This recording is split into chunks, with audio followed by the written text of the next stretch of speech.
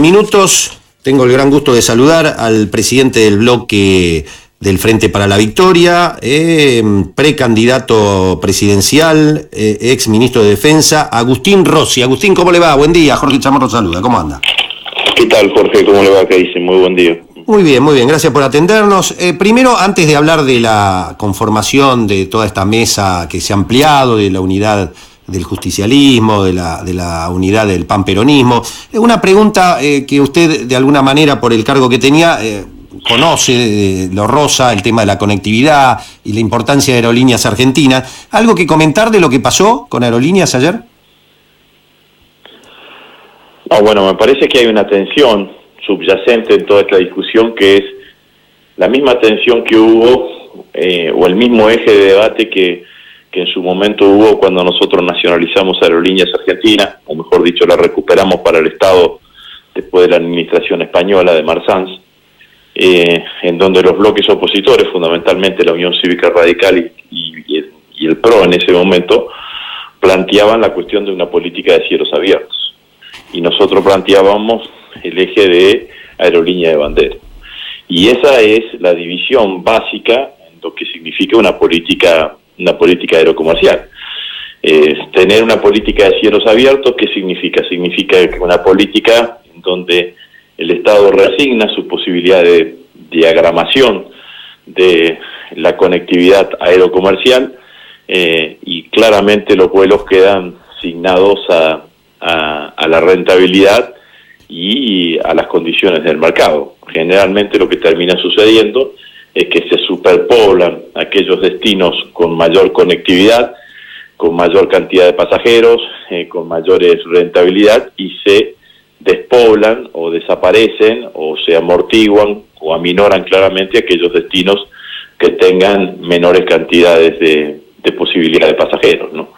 Entonces, nosotros sostenemos la vigencia de una aerolínea de bandera, y me parece que el gobierno está claramente decidido, así lo ha dicho. Creo que el ministro de Transporte tiene una política de cielos abiertos, y la política de cielos abiertos tiene implícitamente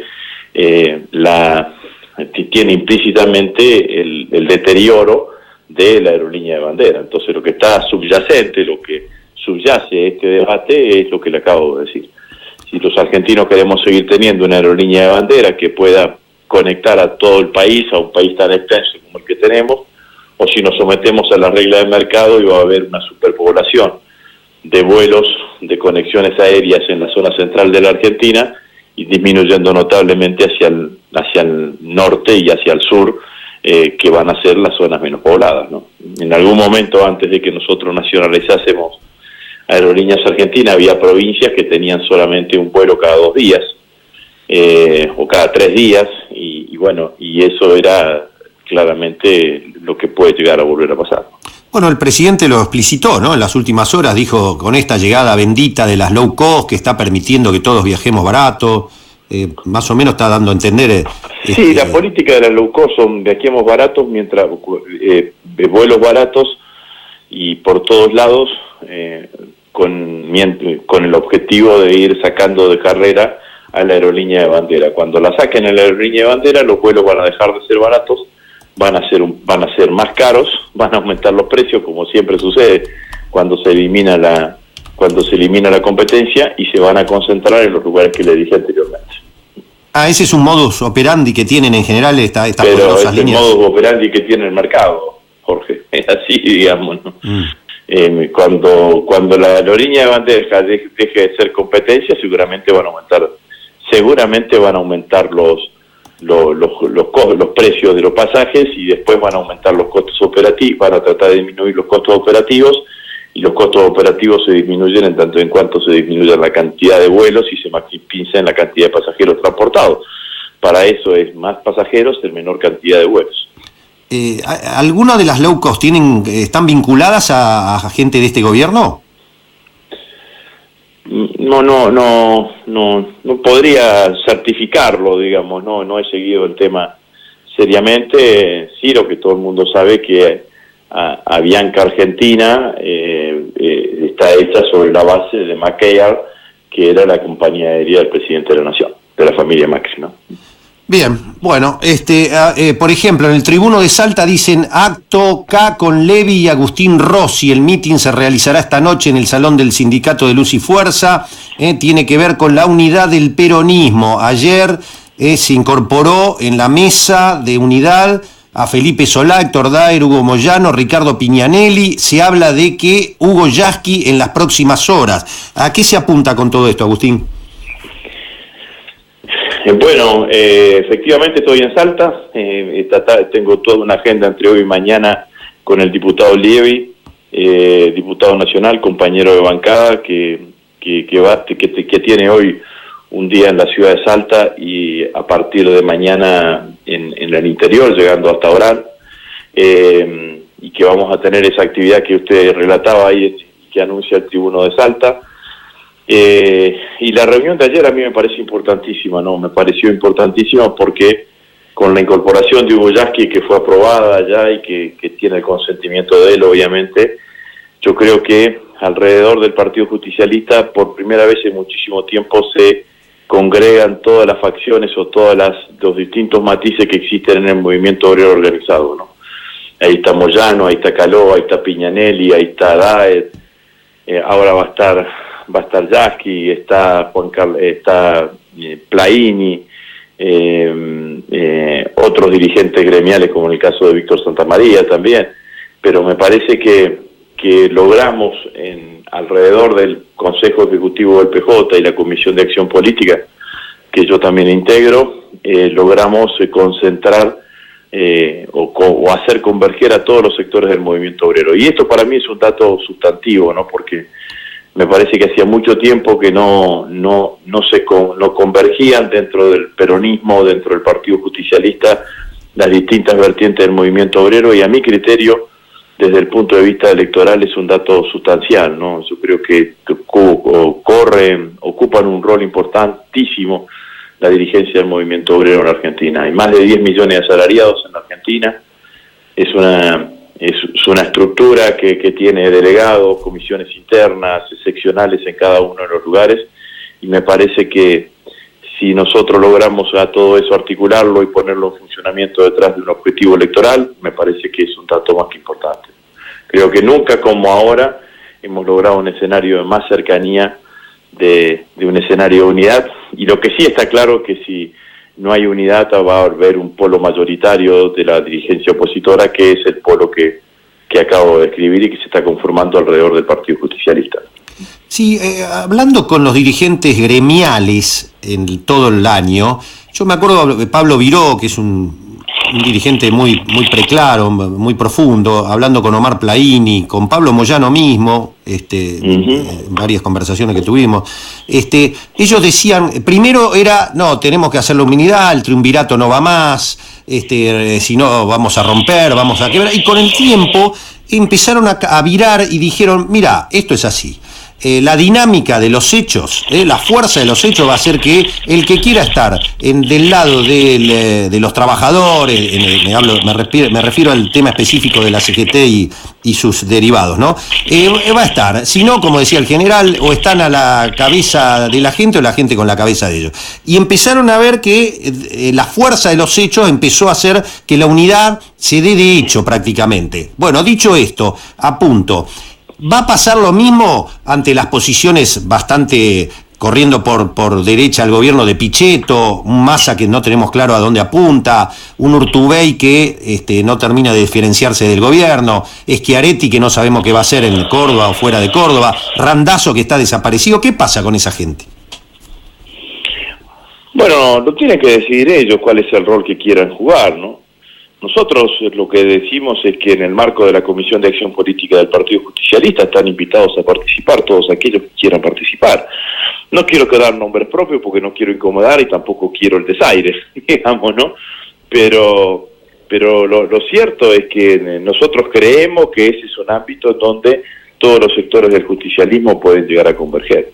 Ahora, después cada uno define cuál es su estrategia política, qué es lo que quiere hacer, hacia dónde quiere ir. Yo simplemente digo que el que no apuesta por la unidad, objetivamente le está haciendo el juego a Macri. Porque la única estrategia que tiene el macrismo para tratar de ganar las elecciones en el año que viene es romper la unidad de la oposición. Porque el macrismo no está parado en la posibilidad de ganar las elecciones en segunda vuelta, cree que puede ganarla en primera vuelta, para eso necesita llegar al 40%, cosa que no le viene resultando fácil, pero además necesita que ningún sector de la oposición llegue al 30%. Y para eso necesita dividir la oposición. Perdón, Agustín, qué análisis interesante, porque, es decir, lo que usted está previendo como perspectiva electoral, escenario electoral, es que para el gobierno no le conviene la segunda vuelta. Usted dice que en la segunda vuelta, en todo caso, se produce como una fuerza centrípeta que haría que los sectores progresistas terminen votándole en contra. Por lo tanto, el gobierno debe evitar la segunda vuelta y sí o sí tratar de ganar en primera. ¿Ese es el escenario que usted ve? Sí, eso es lo que yo estoy pensando. Qué interesante. Porque la unidad de última se da de hecho en la segunda vuelta, dice usted. Claro, porque eso es lo que especulan algunos dirigentes, diciendo, bueno, de última vamos a la unidad en la segunda vuelta, y yo creo que en eso hay que tener la experiencia, hay que tomar en cuenta la experiencia de Brasil, ¿no? En Brasil, la elección no se pierde en el balotaje, se pierde en la primera vuelta. Y en la primera vuelta se concentró el voto de la derecha, de hecho Bolsonaro con la legislación argentina hubiese sido presidente en la primera vuelta, ¿no? Y se dispersó el voto de centro-izquierda, que después, en el tiempo que hubo hacia el balotaje, no se pudo terminar de concentrar nuevamente. Claro. Entonces yo creo que nosotros tenemos que aprender de eso y tratar de hacer una primera vuelta fuerte, no una primera vuelta débil, especulando con la segunda vuelta. Y el gobierno sabe exactamente lo mismo, por eso va a intentar tratar de conseguir una primera vuelta muy fuerte. Qué interesante. Entonces yo creo que... ¿Esto es homogéneo, este pensamiento, Agustín, o lo comparten ustedes y algunos más? No, seguramente que es compartido por varios, digamos, ¿no? Pero por eso nosotros pensamos que la oposición tiene que estar unida desde un principio, y al estar unida desde un principio, lo que necesitamos hacer es, en todo caso, que las diferencias que pudiesen existir entre los distintos bloques opositores, o entre las distintas posiciones dentro de la oposición, se resuelva dentro de un marco de primarias abiertas, simultáneas y obligatorias. Usted fíjese que allí en la reunión que tuvimos, no pudo venir Alberto Rodríguez Sá por el problema de los aviones ayer desde San Luis, pero está Alberto, está Rodríguez Sá, está Felipe Solá, está Daniel Scioli, que lo ha insinuado, estoy yo, hay 4 precandidatos a presidente. Entonces, claramente que esto se va a resolver en el marco de unas PASO. Usted incluye, La Izquierda Diario titula, se reunió la mesa del PJ, Agustín Rossi busca sumar a Pichetto, Massa, Urtubey, Schiaretti y Randazzo. Yo trato de sumar a todos, también a la izquierda. La verdad que yo creo que el único límite que tiene que existir en esta hora y en esta circunstancia es el gobierno nacional. La izquierda, ¿la izquierda qué es? ¿A Miriam Bregman, a Del Caño, a Itaí Hackman? Desde lo que nombraron recién hasta todas las expresiones tienen que estar incluidas dentro de un gran frente nacional y popular. Y en todo caso las diferencias hay que dirimirlas dentro de un proceso de primarias abiertas, simultáneas y obligatorias, pero creo que hay que construir ese frente. Ese frente que además tiene expresiones, tiene nombres propios, pero la realidad es que es un frente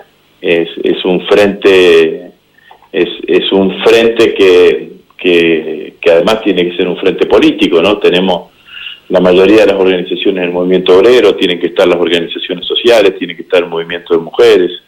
Bueno, me parece que en ese sentido nosotros tenemos que claramente construir con todos y entre todos.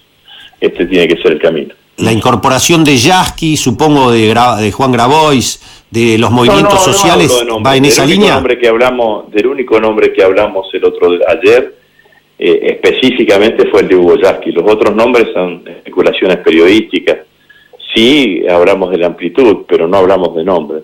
El único nombre que hablamos ayer fue el de Hugo Yasky, que ya habíamos tenido charlas con él, si estaba dispuesto a integrarse a la Comisión de Acción Política. Él respondió afirmativamente. Hicimos la reunión de la Comisión de Acción Política, se aprobó y ese es el camino que estamos siguiendo. La charla Estos son todas especulaciones periodísticas. Sí. Bueno, pero hay algunos datos. Adelante, pero además digo con claridad, la convocatoria es absolutamente para todos aquellos que quieran participar. Sí. Hay una sola cosa que yo creo que los argentinos no nos van a perdonar, que Macri siga gobernando 4 años más en Argentina. Para eso hay que hacer todos los esfuerzos para la unidad. Algunos datos concretos indican que sí, se está en ese camino porque el movimiento Evita se reconcilió con Cristina Fernández o viceversa. Eso marca que lo vemos al chino Navarro ahí sentado, con Pérsico, con quien hablamos largo y tendido hace una semana. ¿Eso qué significa? ¿Lo mismo? ¿Es el mismo camino? Bueno, me parece que las cosas se vienen acomodando. Me parece positiva esa reunión que tuvieron los compañeros del Movimiento Evita con Cristina. Me da la idea que, como me pareció positivo el lanzamiento de la agrupación Patria Grande, que encabeza Juan Grabois, y que expresó su apoyo a Cristina. Yo creo que todo eso nosotros tenemos que ir conformándolo detrás de un mismo espacio político, y que todo eso tiene que converger. Esta es mi mirada, ¿no? Ahora, Agustín, Juan Grabois parece que despertó alguna polémica en algunos sectores. Él dijo que todos juntos, pero con un combate sin tapujos contra la corrupción, reconociendo los errores. Sí. ¿Usted comparte? Comparto el todo junto. La otra parte me parece que nos divide, así que yo trato de no opinar sobre las cosas que nos dividen. La verdad que me parece que hay que tener una mirada mucho más certera sobre todo ese proceso, más viendo cómo terminó todo en Brasil, ¿no? En Brasil termina que el juez Moro encarcela a Lula, que era el candidato que más medían las encuestas, objetivamente beneficia al segundo candidato que medían las encuestas, que era Bolsonaro, las elecciones las gana Bolsonaro, y lo nombra el ministro de Justicia Moro. Entonces me parece que es A más B más C más D igual a que persecución política detrás de objetivos y de intereses particulares. ¿Quién le puede quitar de la cabeza de los brasileños que el juez Moro actuó motivado no en búsqueda de justicia, sino en la búsqueda del Ministerio de Justicia? No buscaba justicia Moro, buscaba el Ministerio de Justicia de la mano de Bolsonaro.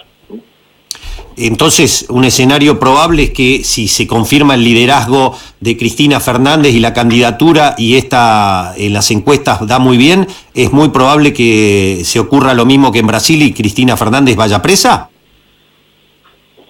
Bueno, está claro que le están pidiendo el desafuero, no creo que lo logren. Estoy convencido que no lo van a lograr. Pero está claro que ya hay un pedido de desafuero y un pedido de prisión preventiva, así que... Pero no creo que lo logren, vuelvo a decir. Me parece que la fortaleza que va adquiriendo, sobre todo en el Senado, y la fortaleza política que va adquiriendo la situación va a ser que evitar que se tome una decisión de esas características, que sería una tropelía jurídica y procesal. La postura de Pichetto en este sentido es clara. A mí me dijo hace un mes, fue cuando dijo que no iba a permitir el desafuero si no había sentencia firme, pero después algunos allí empezaron a comentar la idea de igualar a Brasil con 2 sentencias, es decir, apelación confirmada, ya sería suficiente para el desafuero. ¿Esa idea puede estar primando en el Senado? Yo no creo que esa idea, ni que ninguna idea que tenga que ver con el desafuero de Cristina, salvo la idea, la sentencia firme confirmada por la Corte Suprema de Justicia, haga viable el desafuero de Cristina. La verdad que creo que eso es claramente inviable. A propósito de sentencia de la Corte, la reunión de Macri con Rosenkrantz y Hayton de Nolasco y esta nueva mayoría que parece que se armó entre Pichetto, Maqueda y Rosati, ¿le merece algún comentario? Lo que me merece el comentario de que al menos 3 jueces tuvieron el decoro de no ir al almuerzo con el presidente de la Nación, que no tenía ningún otro sentido que no sea tratar de buscar hacer permeable a la Corte y a las presiones del Poder Ejecutivo. Mire, el Poder Judicial está en el peor de los mundos. Dicho por cualquiera, dicho por cualquier operador, cualquier miembro del Poder Judicial, y yo hablo con algunos de ellos, no con muchos, pero con algunos de ellos habla, reconocen que el grado de presión que existe sobre la justicia argentina por parte del gobierno no lo vivieron nunca desde la recuperación de la democracia. Y lo vemos claramente, ¿no? Vemos que además hay disputas entre los operadores judiciales, Lipera, Rodríguez Simón, Torello por un lado, Garabano, Angelici por el otro, Carrió con Rodríguez Simón, discutiendo y peleándose entre ellos para ver quién es el que tiene más poder o quién tiene más influencia sobre la justicia argentina, ¿no? Entonces que aparezca en este grado de enorme promiscuidad, que es lo que está sucediendo hoy en la justicia argentina, encabezado por estos personajes siniestros, Carrió o Angelici operando en la justicia, que aparezcan algunas bocanadas de aire fresco como esta nueva mayoría, que tampoco la plantearía en términos estables, digamos, ¿no?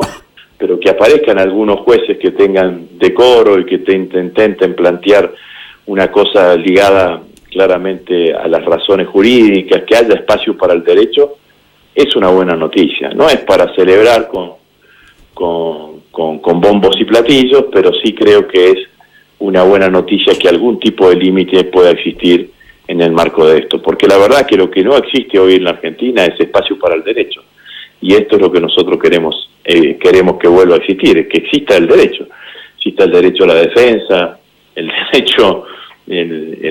derecho en toda su magnitud, ¿no?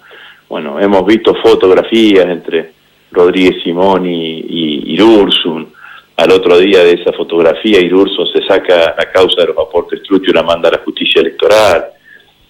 Ayer me dijeron que había también una fotografía del titular de la FIP, Cuccioli, creo, con uno de los jueces, los jueces federal. Sí, sí. Entonces, la verdad que aparezcan este tipo de situaciones me parece que son favorables, ¿no? Bien, la última.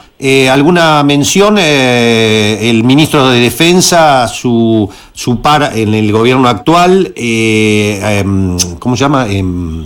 Aguad. Aguad ha dispuesto el ascenso de militares involucrados o familiares de militares con causas por lesa humanidad. ¿Está de acuerdo? Mire, lo primero que hay que hacer es clarificar el hecho, ¿no? Claramente la que lo clarificó fue mi compañera de bancada, la diputada Garré, que ha sido que fue la que era ministro de Defensa en ese momento. Los militares a los cuales se refiere el ministro Aguad no es que no fueron ascendidos por consideraciones del poder político en ese momento, porque no creía el Ministerio de Defensa que estaban en condiciones de seguir adelante con su carrera militar, con su ascenso, que habían llegado hasta un punto y que ahí tenían que pasar al retiro. Esto es lo que se planteó. No se valorizó ninguna otra cuestión, sino las propias aptitudes profesionales y el compromiso con el sistema democrático, y bueno, todas las cosas que uno evalúa, o al menos que nosotros evaluamos al momento de decidir el ascenso. ¿Qué es lo que ha hecho Aguad? No le ha decretado el ascenso, porque el ascenso tiene que pasar por el Senado. Lo que ha hecho Aguad es darle una reparación económica como si hubiesen mantenido en el cargo durante estos 8 años, que yo creo que es una irregularidad manifiesta, porque ningún militar se mantiene en el mismo cargo durante 8 años. Después de 2 o 3 años, si no asciende, pasa claramente al retiro. Esto está dentro de las normativas propias de las Fuerzas Armadas. Así que me parece que estamos en presencia de un hecho que desde el punto de vista político tiene que ver con estos intentos de la bolsonorización de la política argentina, de empoderar a las Fuerzas Armadas, de reivindicar aspectos que la sociedad argentina tiene condenada, porque implícitamente en la decisión de Aguad hay una reivindicación de la dictadura militar, y por el otro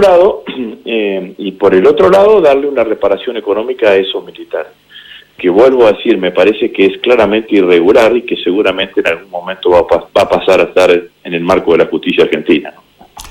Agustín, como siempre, un placer. Gracias por habernos atendido. Bueno, adiós. El presidente del bloque del Frente para la Victoria en diputados, ex ministro de Defensa, precandidato presidencial por el peronismo, Agustín Rossi, en Página Abierta.